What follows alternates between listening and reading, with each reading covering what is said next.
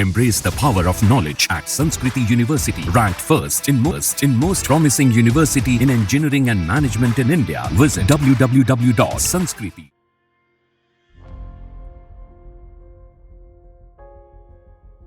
Iran ने मंगलवार की शाम ऑपरेशन ट्रू प्रॉमिस 2 करते हुए इजराइल पर करीब 200 बैलिस्टिक मिसाइलें दागी हैं। इसी साल अप्रैल में भी ईरान की तरफ से मिसाइल अटैक हुआ था। ये हमला उससे भी बड़ा और ज्यादा सटीक था।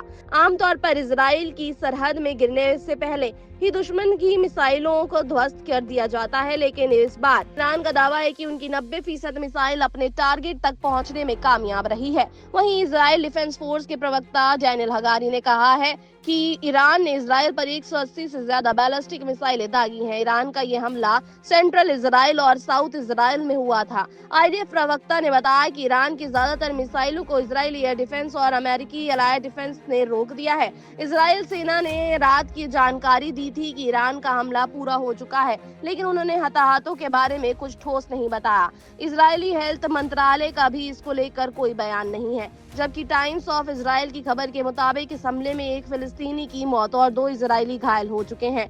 इजरायली एयर डिफेंस सिस्टम ईरानी मिसाइलों को हवा में नष्ट कर दिया है। नागरिकों की हताहत की संख्या इस मामले में ना के बराबर है। इसकी एक वजह यह है कि करीब 1 करोड़ इजरायलियों को वहां की सरकार ने बॉम्ब शेल्टर में भेज दिया था।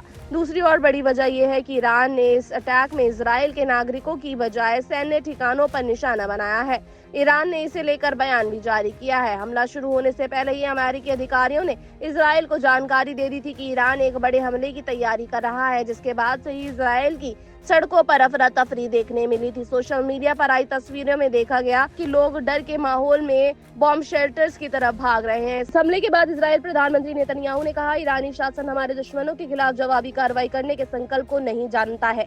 नेतन्याहू ने ईरान को चेतावनी देते हुए कहा, हमास नेता याह्या सिनवर और दीद को ये बात समझ में नहीं आई। हिजबुल्लाह नेता हसन नसरुल्लाह और Hezbollah chief of staff Fuad शुक्र को भी ये बात समझ में नहीं आई थी, और तेहरान में भी शायद ऐसे लोग हैं जिन्हें ये बात समझ में नहीं आती। उन्होंने आगे कहा, ईरान को समझ में आ जाएगा, जो हम पर हमला करेगा हम उस पर हमला करेंगे।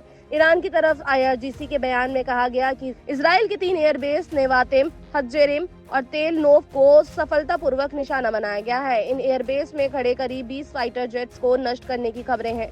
बयान के विस्तार में बताया गया है कि इन एयरबेस में इजराइल के F-35 फाइटर जेट्स और F-15 फाइटर जेट्स पार्क थे, जिनका इस्तेमाल Hezbollah chief Sayyed Hassan Nasrallah की हत्या में किया गया था। ईरान के सैन्य प्रमुख जनरल मोहम्मद बकेरी ने कहा है कि हमारे पास इजराइल के आर्थिक क्षेत्रों पर हमला करने की भी क्षमता है, लेकिन हम सैन्य ठिकानों को ही निशाना बनाएंगे। ऐसा अमेरिका के संयम बरतने के अनुरोध और गाजा में युद्ध विराम के वादों की वजह से किया गया है।